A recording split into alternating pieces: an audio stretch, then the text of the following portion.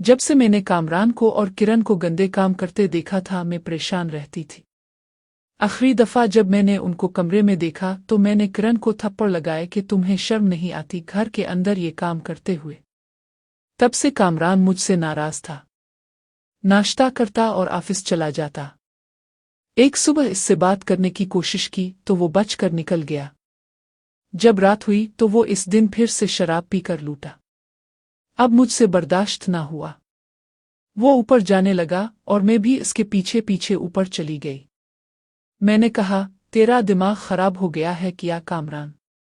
एक तो तुम दोनों भाई बहन ने मिलकर इतनी बड़ी गलती कर दी है और फिर ऊपर से तुम मुझसे ही बात नहीं कर रहे हो और अब शराब भी पीने लगे हो।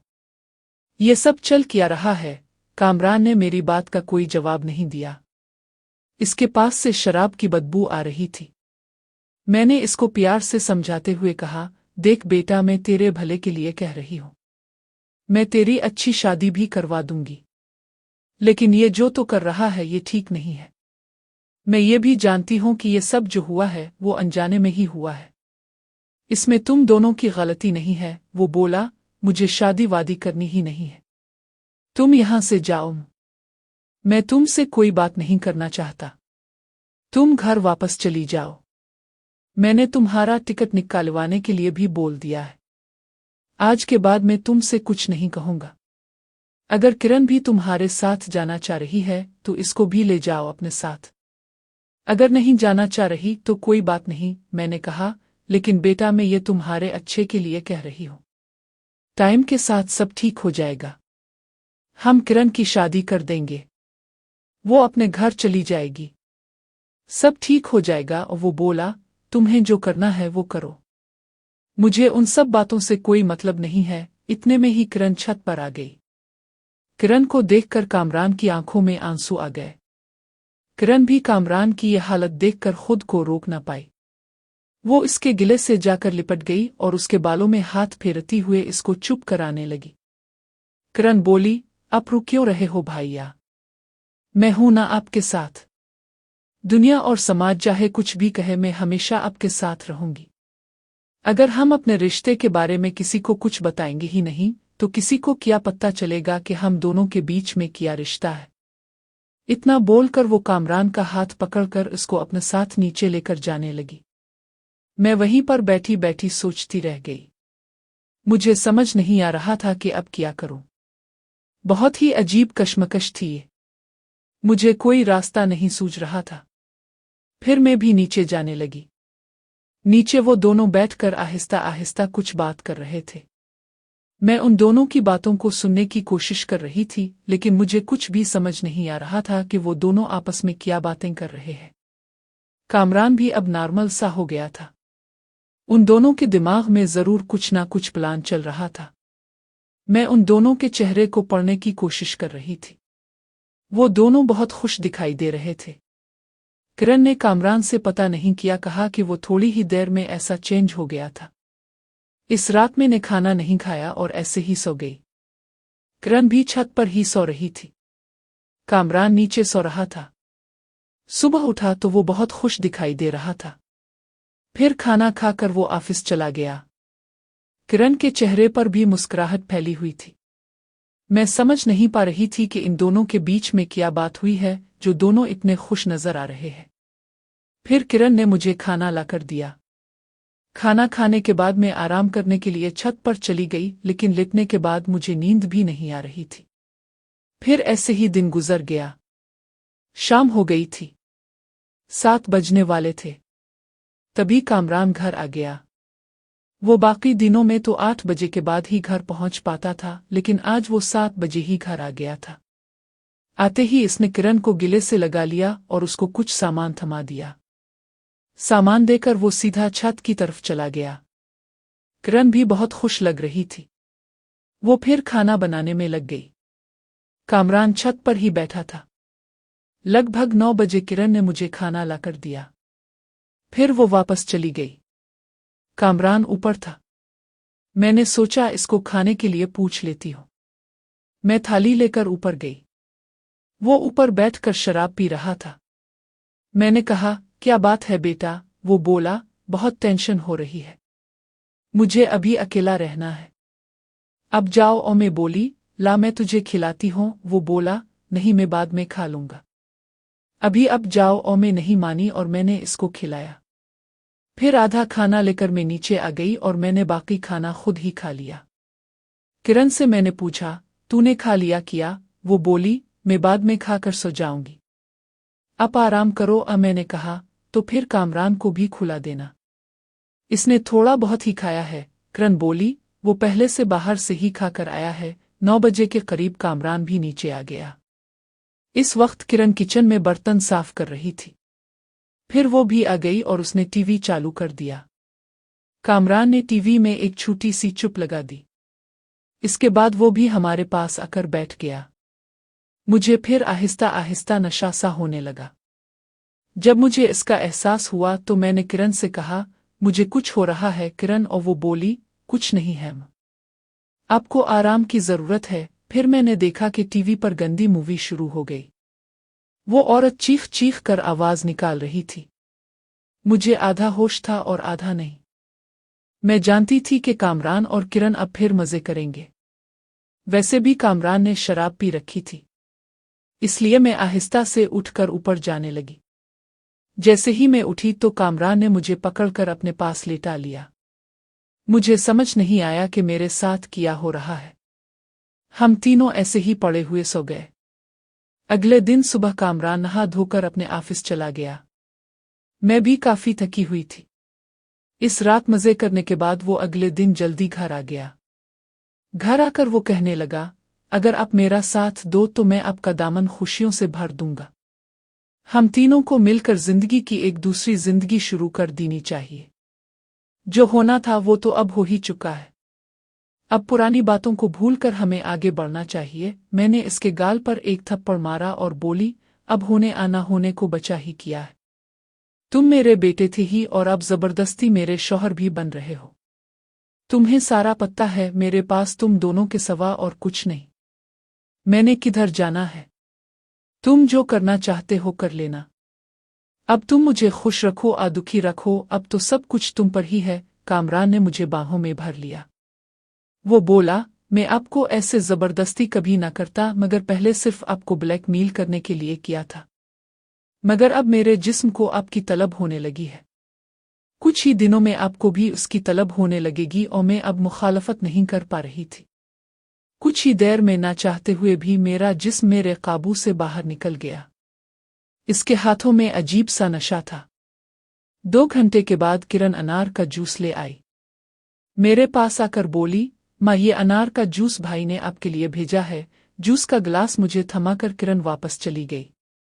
कामरान भी वापस काम पर चला गया था। फिर मैं नहाने के लिए चली गई। फ्रेश होने के बाद मैं बैठकर 2 दिनों के दौरान हुए वाकयात के बारे में सोचने लगी। मैं सोच रही थी कि ये सब किया से किया हो गया है। मैंने ऐसा तो कभी सपने में भी नहीं सोचा था। अब मैं जान गई थी कि वो हम दोनों में से किसी को छोड़ने वाला नहीं था। कुछ देर के बाद फिर किरण मेरे लिए खाना लेकर आई। वो बोली, माँ ये खाना खा लो, अब काफी थक गई होंगी। मैंने किरण से कहा, मुझे भूख नहीं है, तुम ही खा लो। और वो मेरे पास बैठ गई और मुझे अपने गिले से लगाकर बोली, आप अभी भी नाराज हो क्या? मैंने कहा, नहीं मुझे भूख नहीं है। वो बोली, ये क्या बात हुई? थोड़ा सा खा लो। किरण मुझे जबरदस्ती खिलाने लगी लेकिन मेरा मन नहीं था। मैंने थोड़ा सा खाया और फिर मना कर दिया। फिर वो बोली, इसमें ज्यादा सोचने वाली बात नहीं है। ऐसा तो बहुत से लोग करते हैं। कोई अपनी माँ के साथ करता है, कोई बहन के साथ करता है, कोई खाला के साथ करता है और कोई चाची के साथ करता है। रात को जब कामरान ऊपर मेरे पास सोने के लिए आने लगा तो इसने किरण को भी बोला, तुम भी चलो ऊपर, लेकिन किरण ने इसके साथ आने से मना कर दिया। फिर कामरान भी किरण के साथ ही लेट गया। जब तक किरण को नींद नहीं आई वो इसके पास ही लेटा रहा। जब वो सो गई तो कामरान आहिस्ता से बगैर आवाज किए उठकर ऊपर मेरे पास आकर लेट गया। मैंने कामरान से पूछा, तुम करना क्या चाहते हो? तुम जानते हो किरण नाराज हो जाएगी। जाओ वापस इसके पास। कामरान बोला, इसने नाराज होना ही है। हम जो मर्जी कर लें, वो तो बिल्कुल बच्चों जैसी हरकत कर रही है। इसकी हरकतों की वजह से इसके लिए मेरे प्यार में भी कमी आ रही है। मैं बोली, बात तो ठीक है, लेकिन तुम इसको भी थोड़ा प्यार दे दिया करो। मैं फिर लालची सोच के साथ बात कर रही थी। कामरान बोला, मुझे इसके प्यार की फिक्र नहीं है, मुझे इसके आपके लिए प्यार की फिक्र है।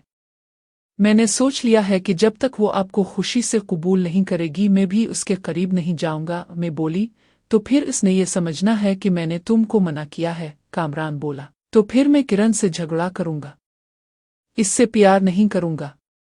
जितना मैं किरण के साथ झगड़ा करूंगा इतना ही तुम उसको प्यार करना।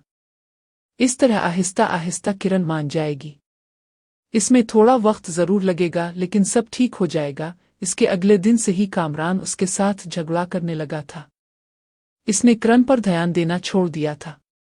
मैं किरण के करीब जाने की कोशिश करने लगी, मगर इसने मेरी कोशिशों का कोई जवाब ना दिया। कुछ दिन बाद सुबह ऊंची आवाजों से मेरी आंख खिली तो मालूम हुआ कि कामरान किरण को डांट रहा था। मेरा दिल किया कि जाके देखूं कि क्या हो रहा है, लेकिन फिर मैंने सोचा कि अभी रहने देती हूं।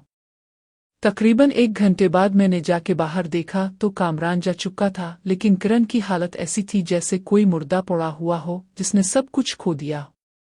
मेरी तरफ देख के इसने बगैर किसी इमोशन के सिर्फ इतना कहा, कामरान आए तो इसको कह देना कि मैंने शादी करनी है। वो चाहे जिससे भी करवा दो, मैं तुम दोनों की जिंदगी से चली जाऊंगी। इस वक्त जैसे मुझे होश आया हो। मुझे वो वक्त याद आया जब किरण और कामरान आपस में मजे कर रहे थे और वो कितने प्रेमी लगते थे। मुझे याद आया कि मुझे इतना गुस्सा आया था उन पर, मगर उसके बावजूद मैं गुस्से में भी देख सकती थी कि किरण कामरान को अपने प्यार से निहार रही होती थी और वो एक जवानी के प्यार का इजहार कर रहे थे। उनका वो नज़ारा अब मेरी यादों में पाप की बजाय एक खूबसूरत लम्हे की याद बन चुका था। कहाँ मैं 40 साल की औरत और किधर उन दोनों की खूबसूरत जोड़ी। मुझे अब उनको जोड़ी कहना बुरा नहीं लग रहा था। शाम को कामरान घर आया तो इसने मुझे पीछे से आके अपनी बाहों में ले लिया। किरण ने कुन आंखियों से हमें देखा और फिर मुंह फेर लिया दूसरी तरफ। लेकिन आज मेरा मूड कुछ और ही था। मैंने इसको धक्का दे के अपने से दूर किया तो वो सवालिया नज़र से मेरी तरफ देखने लगा। मैंने इससे कहा, तो यही तुम्हारा काम है कि तुम किसी से वादी करो और झूठे ख्वाब दिखाओ और फिर कुछ देर बाद अपने किए वादे को भूल जाओ। कल को मेरे साथ भी ऐसा ही करोगे? कौन सा वादी? इसने हैरानी से पूछा। मैंने कहा, तुमने जो वादी किरण से किया था कि तुम किरण से शादी करोगे और उसकी गोद में बच्चा डालोगे। तुम इसे शादी कहते हो? आपको किसने बताया ये बच्चे का? इसने किरण की तरफ गुस्से से देखते हुए पूछा। मैंने कहा, मैंने खुद सुना था और मुझे याद है। मुझे कितना अजीब लगा था, लेकिन अब मैं इस वक्त को याद करती हूँ तो मुझे लगता है कि काश वो बात ठीक हो गई होती तो इस घर में कितनी खुशी होती। मगर आज हर कोई एक दूसरे से तंग आया हुआ है। किरण भी अजीब नज़र से मेरी तरफ देख रही थी कि आज मुझे क्या हो गया है। चलो कमरे में हम अकेले बात करते हैं इस पर, कामरान ने मुझे कहा।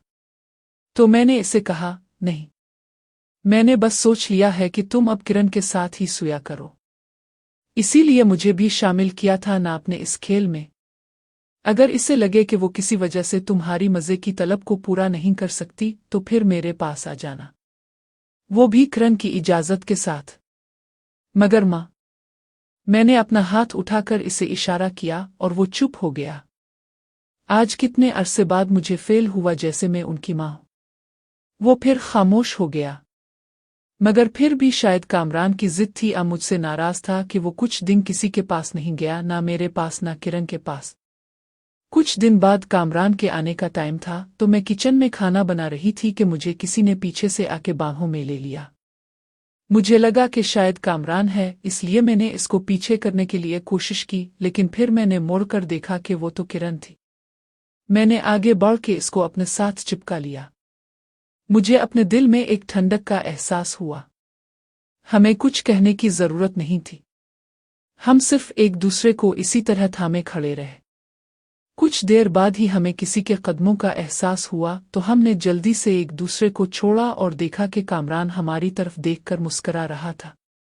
अगले ही लम्हे वो हमारे पास आया और जल्दी से किरण का हाथ पकड़कर खींचता हुआ किचन से बाहर ले गया।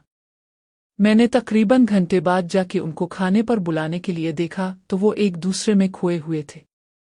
आधे घंटे बाद वो दोनों हाथ थामे आए और आकर बगैर कोई बात किए खाना खाने लगे। लेकिन मैंने उनको उनके हाल पर छोड़ दिया कि जो मर्जी करे, क्योंकि मैं उनके हाथों मजबूर थी। अगर मैं उनकी मुखालफत करती तो ये मुझे घर से निकाल देते। कहानी में हमारे लिए यही सबक है, जवान लड़के और लड़की को कभी भी अकेले में रहने की इजाज़त न दें, चाहे वो बहन भाई ही क्यों ना हो। खत्म शद।